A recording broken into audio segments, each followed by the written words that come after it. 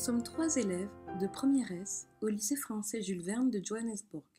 Stoella, Léonie et Madeleine. Nous avons choisi comme sujet de TPE la mucoviscidose et allons vous la raconter en dessin. Le but de cette vidéo est de vous expliquer nos recherches sur la maladie. Mais qu'est-ce que la mucoviscidose? La mucoviscidose est une maladie génétique, ce qui signifie qu'elle se manifeste à cause d'un gène altéré. C'est une maladie autosomique récessive. Autosomique car elle est portée par une paire de chromosomes, autres que les chromosomes sexuels, en l'occurrence la paire de chromosome 7. Récessive car pour développer la maladie, il faut porter l'allèle malade sur chacun des chromosomes de la paire. La mutation du gène CFTR la plus répandue à l'origine de la mucoviscidose consiste en la délétion de 3 bases nucléotides thymine. Cette mutation se traduit, chez la protéine du même nom, par la délétion d'un acide aminé, phénylalanine.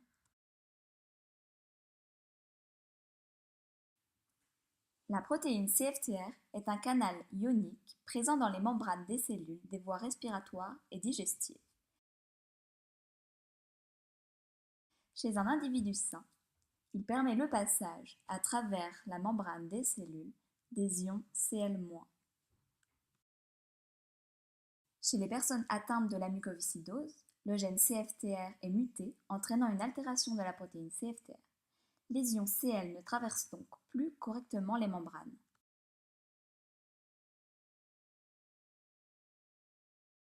Chez les individus sains, l'appareil respiratoire est recouverte d'une substance glissante et visqueuse appelée mucus. Son rôle est d'empêcher, en les piégeant, les substances nocives inhalées telles que les bactéries ou les poussières, d'atteindre les poumons. La fonction des ondes chlorures est de faire baisser la viscosité du mucus, permettant ainsi l'évacuation des agents pathogènes. Chez les individus atteints de mucoviscidose, le canal étant absent, le mucus est plus visqueux. Il stagne donc le long des éphéliums et n'évacue pas les éléments étrangers. Les individus atteints de mucoviscidose présentent des problèmes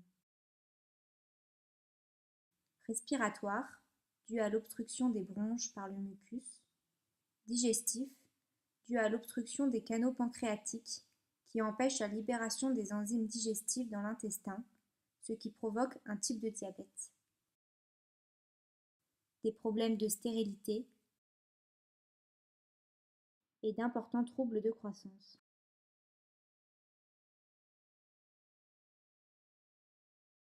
Il existe des traitements symptomatiques pour améliorer la vie des individus, tels que la kinésithérapie respiratoire, qui sert à évacuer le mucus qui s'accumule dans les bronches pour améliorer les capacités respiratoires du patient et éviter les infections liées aux agents pathogènes retenus dans le mucus. L'antibiothérapie, qui permet d'éviter ou de diminuer les infections liées aux agents pathogènes retenus dans ce mucus. La greffe de poumon, qui permet au patient de retrouver pour un temps une capacité respiratoire normale. Cependant, il n'existe pas de traitement curatif. Cela signifie que l'on ne peut pas guérir de la mucoviscidose, et cette maladie provoque à terme la mort de l'individu. Nous avons voulu comprendre quelle était l'évolution de la maladie et combien il y aurait de malades en 2025. Nous avons donc fait une courbe qui montre le nombre de personnes atteintes de la mucoviscidose au cours du temps, grâce aux données recueillies sur le nombre de malades depuis 1970. À l'aide de ces données, nous avons remarqué que le nombre de malades augmentait d'environ 1,02 chaque année. Nous avons donc pu en déduire une fonction. La courbe obtenue est une droite passant par l'origine, ce qui nous permet de conclure que le nombre de personnes atteintes de la mucoviscidose est proportionnel avec le temps. Si nous ne faisons rien, le nombre de malades va donc augmenter, car la population française est en perpétuelle augmentation. L'estimation obtenue est d'environ 11 200 malades en 2025. Il n'y a aucune raison que ce nombre diminue ou augmente. Nous en avons donc déduit une problématique. En quoi une estimation du nombre de malades atteints de la mucoviscidose en 2025 peut faire réagir une population? Pour répondre au mieux à cette dernière, nous avons choisi de faire un sondage aux professeurs de notre établissement. Nous avons donc envoyé un premier mail commun à tous, où nous posions une unique question, sans donner d'informations sur la maladie. Seriez-vous prêt à donner de l'argent pour faire avancer les recherches sur la mucoviscidose? Après ce premier sondage, nous avons obtenu 36 réponses, dont 16 positives et 20 négatives. Cela nous a permis de calculer notre intervalle de confiance. Pour réaliser un intervalle de confiance, il faut que n, la population, soit supérieure à 25 et que f, la fréquence, soit comprise entre 0,2 et 0,8. La probabilité de personnes qui donneraient sans information appartient à 95% à l'intervalle de confiance. Ainsi, cela va nous permettre de voir si les probabilités obtenues après la sensibilisation et l'apport de données sont comprises entre 0,30 et 0,64.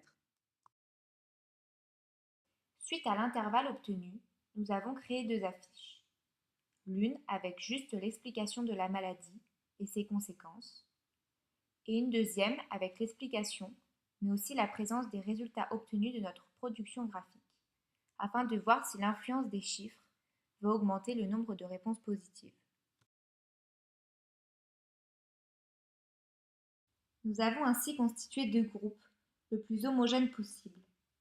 Chacun contenait donc un nombre égal de personnes ayant donné des réponses négatives, positives lors du premier sondage, ainsi que le même nombre d'hommes, de femmes, de professeurs du secondaire et du primaire.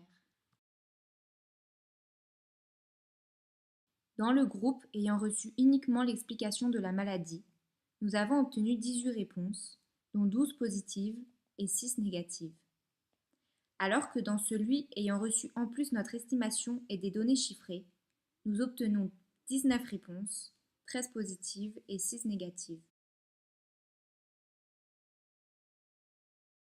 Cela nous permet de calculer les probabilités du deuxième sondage, avec 0,66 pour le premier groupe et 0,68 pour le deuxième groupe. Ainsi, la proportion de réponses positives ne se trouve pas dans l'intervalle 0,30-0,64.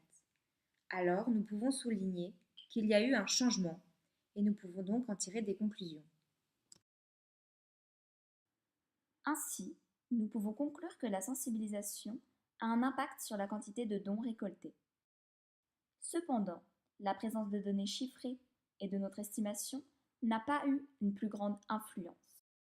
L'estimation du nombre d'individus atteints de la mucoviscidose en 2025 fait donc réagir une population, mais n'a pas plus de portée que la sensibilisation seule.